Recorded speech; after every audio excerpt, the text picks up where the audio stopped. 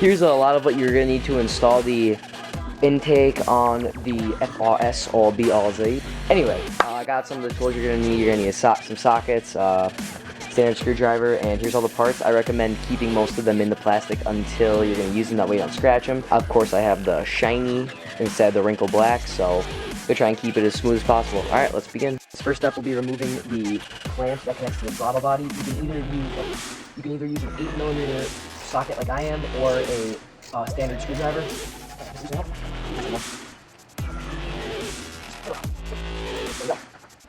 Next, you need to remove this clamp, the case line. It's easier without pliers, but you really don't need them. Next, we have to loosen the clamp on the sound tube resonator.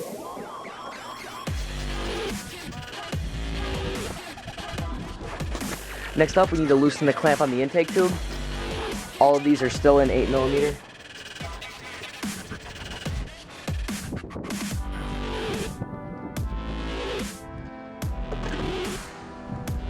And remove this. This will not be used. Next up, we need to disconnect and remove the Maf fuel sensor from this intake tube, because we're going to be installing it on the new intake.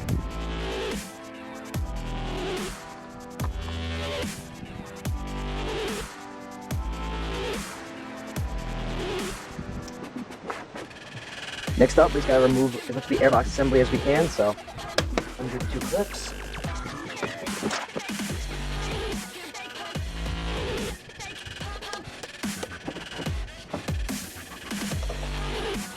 Next up, we need to remove the rest of the airbox. Use a 10mm socket. There's a point of connection here, here, and here.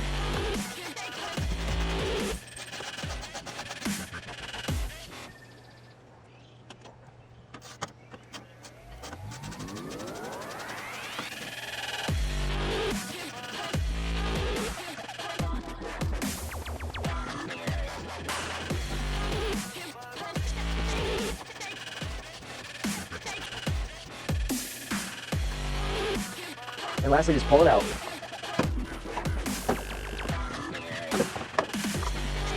One thing about the Maf sensor, the FRS hardware that came with the sensor is just a little cleaner in my opinion than what Injen provides. Although it's quality hardware, I prefer the look of the smaller Phillips head screws as opposed to the 4mm hex. Therefore, we will be using the stock hardware, although either one is totally acceptable and will work great. The next step is to, well, if you're like me, take it out of the packaging. And we need to reinstall the Maf sensor on this one.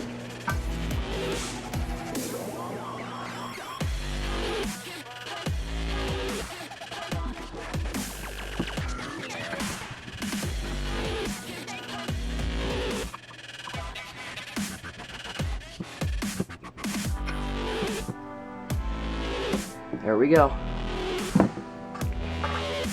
Next thing to do is seal off where the intake will need a seal to ensure that it's only taking in as much cold outside air as possible, and seal itself off from the engine bay. Next step will be right before we mount the 3 points for the new airbox. We need to remove this little tab that holds in this cable, and if you're really worried about rattle, what you can do to help alleviate some of that is use this tab, and you can basically just kind of work it in there, put a clip in like that, and you also will have no rattle, and then we can use the 3 points to mount the airbox.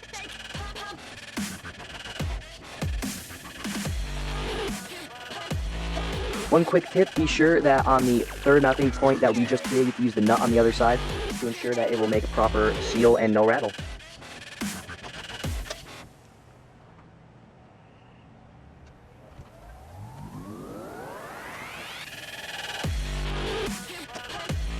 One of the things I found out was it's not easy to get the nut on the other side of this bolt without dropping it into the engine bay. I've already done it, trust me, it's terrible to get out. The best trick I found is to just take an extension with your 10mm, put it up underneath with the nut on it, underneath there, which will hold the nut in place, and then tighten down the bolt, and then that should get you started to the point where you can seal it all in. Trust me, that's the hardest one. The other ones, you don't even need a nut on the other side, you just screw them right in.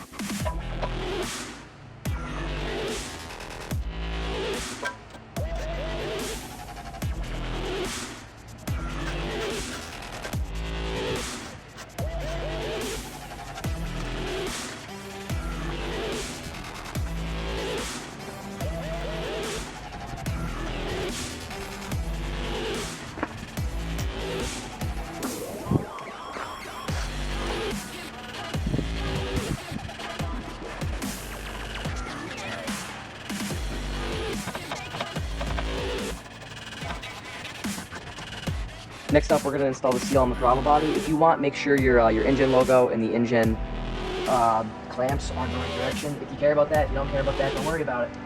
Or if you want to hide the fact that it's Injen. But I will say the Injen was the reason we chose it was because it does have the highest horsepower gain recorded of any of the systems for the FRF. And lastly, tighten it down with a standard screwdriver.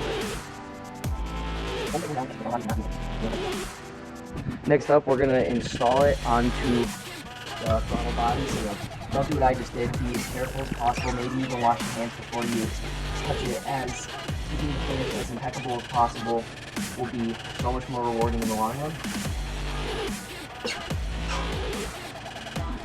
Get it in there firmly, snugly, and securely. Make sure everything looks about right. And then you can reconnect the Maf sensor. Next, you'll want to reattach the tube and bring it back down so that we can create the best seal.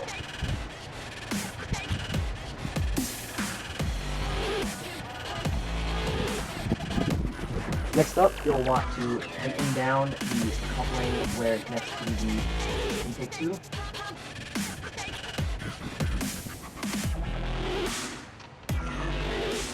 Next up, we'll be putting the pod on. We're in the final steps now.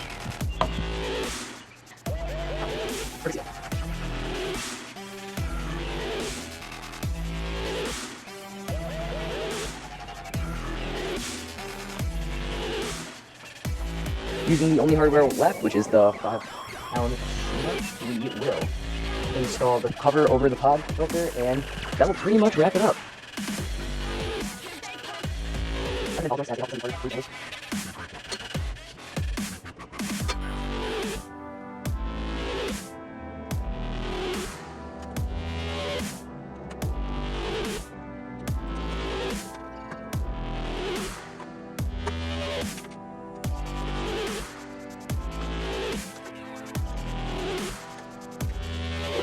At this point, you can effectively be done. You have successfully completed the cold air kit installation, but so for now, the last thing left to do is use the provided cap, and it's not easy to do, but you have to get it over the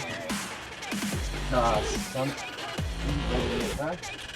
like that. So at this point, you can essentially be done. However, we will probably be, in the future, taking off the rest of that piping because it's no longer being used. So other than that, congratulations, you are done.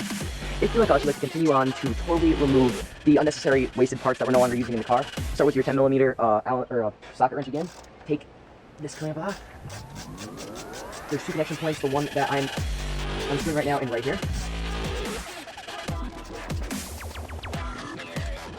The hardware.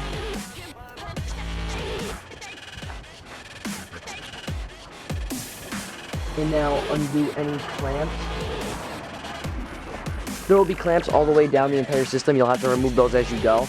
They're just simple plastic. We've found that the best removal tool for these clamps is needle nose pliers. So, after you've removed all the clamps, next step is to simply reach underneath to the end of the tube, pull it out, it'll be in the dash, wiggle it out, and that will be it. Successfully uninstalled. Well, at this point, the build is officially done, guys, so congratulations, slow clap. You've successfully installed your cold air intake on your FRS, BRZ, GT86, FT86, Toyota, Scion, Subaru, blah, blah, blah, blah, blah. But this one, as you guys can see, it really clears up the engine bay. I know a lot of people said this before, but it truly does. It looks so much better, especially with the all aluminum look. And we got rid of the sound tube resonator, so it just cleans up the engine bay. It makes it look a lot better. Probably dropped a little bit of weight. Oh, what is that? Probably dropped a little bit of weight and increased horsepower performance. So, of course, Injen, brake system. Can't beat them. Thanks, guys. Thanks for watching. Good luck with yours. Last thing to do. Get in and ensure that everything seems to be running properly.